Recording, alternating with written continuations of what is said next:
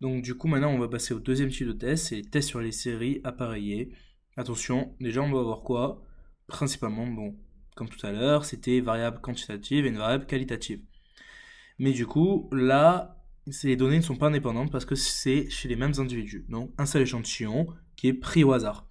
Par exemple, bah, du coup on va tester l'efficacité d'un médicament. On prend une population, on regarde les tests avant la prise du médicament et après la prise du médicament. Ici, on a toujours des barres. Donc, ici, la différence notable, c'est S2D. S2D, maintenant, c'est cette formule, du coup, bah, divisé par n-1, mais c'est DI moins D bar, le tout au carré, avec une somme. Ce qu'il faut faire attention, c'est que la différence étudiée sur une loi normale suit une loi normale dans la population, et ça, c'est pour les petits échantillons, parce que du coup, comme tout à l'heure, on a les grands échantillons et les petits échantillons. Pour les grands échantillons, bah, c'est table, loi normale, centrée réduite. Pour les petits échantillons, bah, c'est loi student. Et table de student, DDL qui est égal à n-1. Pourquoi moins 1? Bah, parce qu'on a toujours qu'un seul échantillon. Maintenant, je pense que c'est tout. La formule, c'est toujours pareil à peu près. C'est d bar qui est divisé par s de d sur racine de n. Donc, comme on dit ici, d bar, c'est on calcule la moyenne de ces différences. Donc, la moyenne, ici, c'est pour des barres. On passe maintenant à une annale. Donc, bien sûr, on prend toujours en notation un seul échantillon, pas indépendant, les mêmes individus, faire la différence comme tout à l'heure, petits et grands échantillons. Première annale. A, dans un test pour série appareillée, les comparaisons portent sur des observations prises au hasard, jusque-là c'est juste, qui sont indépendantes entre elles, c'est faux, elles ne sont pas indépendantes entre elles. Donc item B, c'est pareil, dans un test pour série appareillée, les comparaisons portent sur des observations prises au hasard, qui ne sont pas indépendantes entre elles, c'est totalement vrai. Item B est vrai. Du coup, là, c'est dans un test pour série non appareillée. Les comparaisons portent sur des observations prises au hasard qui ne sont pas indépendantes entre elles.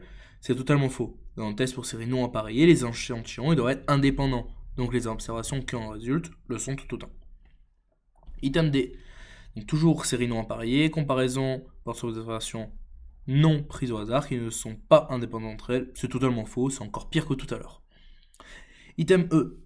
Dans un test pour série appareillée, ne peut être effectué que si l'on dispose d'au moins 30 observations prises au hasard qui ne sont pas indépendantes entre elles.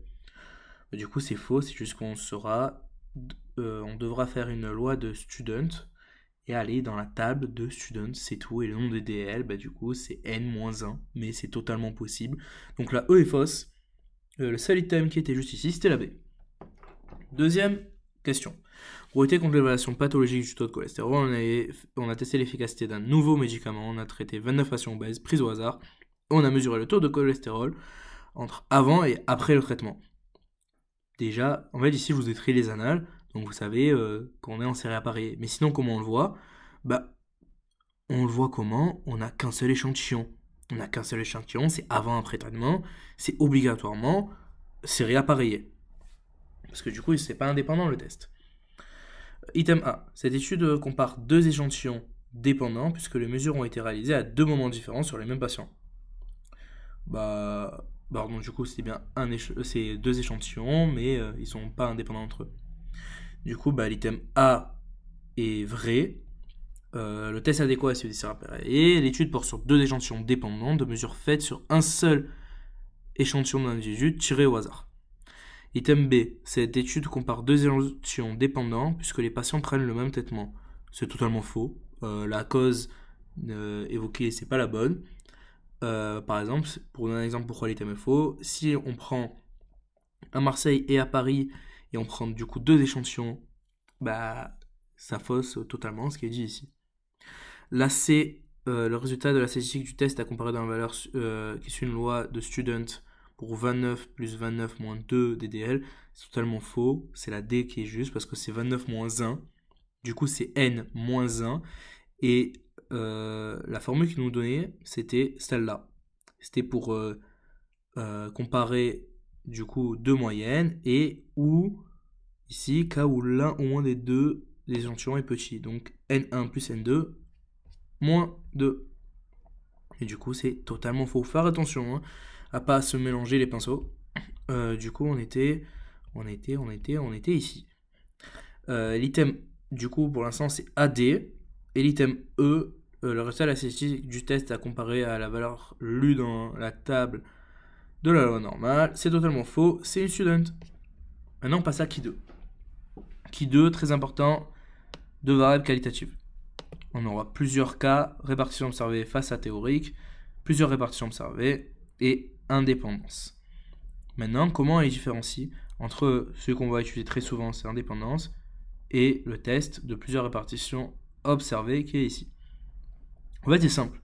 Le test d'indépendance, un seul échantillon, plusieurs répartitions observées, comme c'est dit dans son nom, il y a plusieurs échantillons. Il faudra faire très attention, ça tombe souvent en annales, ce genre d'item.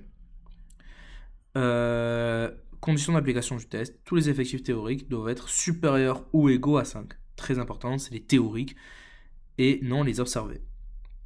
Maintenant, statistique du test, donc c'est ici, c'est la somme observée moins théorique sur théorique. Et du coup, observée moins théorique au carré. Et le nombre de degrés de liberté, ici c'est le nombre de lignes moins le nombre de colonnes, moins 1, facteur du nombre de colonnes, moins 1. Et pareil, on compare pour savoir si on accepte ou on rejette H0. Du coup, on va prendre deux annales.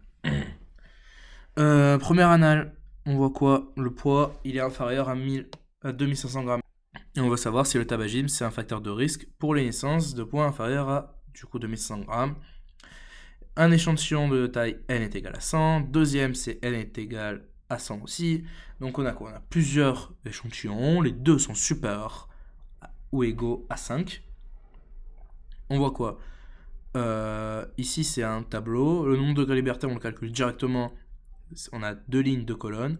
Donc ça fait 2 moins 1, facteur de 2 moins 1. Ça fait 1 fois 1. Ça fait 1. Ici, on donne le Key 2 qui est égal à 6,45. Maintenant, on peut passer au calcul. Item 1. L'effectif théorique pour mère fumeuse et poids naissance inférieur à 2500 grammes, donc c'est ici, et mère fumeuse c'est ici, vaut 45 fois 100 divisé par 200. Donc, on a un truc à savoir, c'est que pour l'effectif théorique, il s'obtient en divisant l'effectif total, donc on divise par l'effectif total, pardon. On divise par l'effectif total le produit de la colonne facteur de l'effectif de la ligne. Donc ça fait bien 100 fois 45 divisé par 200. La première fois qu'on fait, c'est un peu bizarre, mais après, au fur et à mesure, ça rentre directement, c'est très simple. Donc l'item A est vrai. Donc une condition d'application de ce test est que tous les effectifs observés doivent être inférieurs à 5. C'est totalement faux. C'est que tous les effectifs théoriques doivent être au moins égaux à 5. Donc c'est deux erreurs, le inférieur et l'observé. Item C. Maintenant, pour une valeur alpha est égale à 1%, on conclut. Le risque relatif est différent de 1 car du coup 6,45 est inférieur à 6,63. Première chose à faire, on vérifie dans la table s'il nous donne la bonne valeur. Comme vous le voyez ici, on nous donne 2 fois est égal à 5% alpha et c'est pas les mêmes valeurs pour la C et pour la D et la E. Faire très attention à ce genre de piège. Maintenant, quand on conclut à l'hypothèse nulle, c'est que le risque relatif est égal à 1. Et quand du coup on rejette l'hypothèse nulle, il est différent de 1. C'est à savoir. Maintenant, on a dit quoi? 6,45 est inférieur à 6,63. Du coup, on conclut l'hypothèse nulle. Donc il est égal à 1. Donc du coup, la C est fausse. Donc la BC sont fausses. Pour une valeur alpha est égale à 5%, c'est bien 3,84 avec un DDL. Donc le risque relatif est différent de 1, c'est vrai. Pourquoi? Parce qu'on rejette l'hypothèse nulle. Il faut bien faire attention à ce genre de cas. Et du coup, la E est fausse parce que c'est pas la bonne valeur lue dans la table. Maintenant, deuxième question. Du coup, c'était bien AD les réponses. Deuxième, on souhaite étudier la liaison entre les antécédents, entre les du coup cardiaque, sexe, patient, sur un échantillon pris au hasard de 100 patients. Donc on a un échantillon, donc c'est un test d'indépendance. Faut bien faire attention. Donc ici on ne donne pas la valeur de la table, enfin la valeur du Key 2, mais juste le DDL, c'est toujours égal à 1, et on donnera ici la valeur du Key 2. L'hypothèse nulle du test est la répartition des antécédents cardiaques est différente entre les hommes et les femmes. C'est totalement faux, parce que du coup, on est sur un test d'indépendance. Donc on le verra on le voit dans l'item B, hypothèse nulle et il n'existe pas de liaison entre les antécédents cardiaques et le sexe des personnes. Bah, c'est totalement vrai. Parce que du coup, on est sur un test d'indépendance parce qu'il n'y a qu'un seul échantillon. Bien faire attention. Ici, par exemple, on avait 2 échantillons. Donc la B est vraie. Les conditions d'application du test sont remplies. Il n'y a que à avoir supérieur à 5, donc c'est vrai. La statistique du test sur une loi de Qui2 à 1 DDL, c'est aussi vrai. On l'a dit tout à l'heure, donc BCD. Et pour une valeur est égale à 5%, et si la valeur du Qui2 vaut 2,34, on relaie l'hypothèse nulle. Donc on va dans notre table, on voit qu'à 1 DDL c'est 3,84, on l'a fait tout à l'heure. Et du coup on accepte H0, parce que 2,34 est inférieur, strictement inférieur, à 3,84. Donc les bonnes réponses sont B, C, D. Maintenant on passe au test de coefficient de corrélation. Donc ça on le voit un peu dans le deuxième chapitre. Ce schéma-là est très important, et surtout c'est 2 variables quantitatives. Donc ici on voit que on n'a pas de corrélation, R est environ égal à 0. Ici il est positif, ici il est négatif, et ici c'est biaisé. Qu'est-ce qu'on a? Donc, données, on a estimation de covariance, écart type de X et écart type de Y. Il doit être pris au hasard et le couple XY doit suivre une loi normale bidimensionnelle. R est égal du coup à l'estimation de la covariance divisé par l'estimation de l'écart type de X facteur de l'estimation de l'écart type de Y, table du coef de corrélation et DDL n-2. Faire très attention à ça. Parce que par exemple, on va avoir un n qui est égal à 24, bah il faudra faire du coup quand même 24 moins 2. Du coup, qu'est-ce qu'on a ici? On a les propriétés de R. Attention, R est compris entre moins 1 et 1, c'est sans unité. Et toujours ici pour conclure. Maintenant, on va prendre l'anal. On voit quoi? On s'intéresse au lien entre la taille et le poids, donc c'est 2 variables quantitatives, x bar, s de x, y bar, s de y, s de s, xy. Donc déjà, on calcule le coefficient de corrélation, donc c'est s de xy qui est divisé par s de x facteur de s de y. Donc ça fait 30 divisé par 20 fois 2, donc par 40, ça fait 0,75. Au moins, vous l'avez, il faut le calculer par vous-même. Item A. L'hypothèse nulle est que la taille et le poids sont indépendants, c'est totalement vrai. Item B, le nombre de degrés de liberté à considérer pour lire la table des valeurs critiques du coef de corrélation est R 16, c'est totalement vrai parce que c'est n-2. Au risque alpha est égal à 5%, on conclut que la taille et le poids sont liés car R est égal à 0,75, je vous ai fait le calcul juste avant, qui est supérieur à 0,468. On va dans la table, on vérifie que c'est bien 16 DDL et qu'ils ne nous ont pas mis à 17 DDL. Ça, c'est un piège basique. Maintenant, on voit que c'est la bonne valeur et du coup, l'item est totalement vrai. Ça fait ABC. Maintenant, pour la D. Pour la D, c'est faux.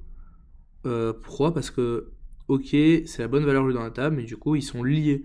Parce qu'encore une fois, la valeur lue dans la table est strictement inférieure, du coup, à celle qu'on a calculée. Donc maintenant, la E, sachant que R est égal à 0,75, le degré de signification du test, et P qui est inférieur à 0,01, c'est totalement vrai. On a expliqué tout à l'heure comment le calculer. Du coup, on va dans la table, on voit la valeur de l'alpha. Ici, 0,75, il est à droite de 0,590, donc 590. Et du coup, P est inférieur à cette valeur-là, qui était du coup pour alpha est égal à 0,01. Et du coup, P est bien inférieur à 0,01.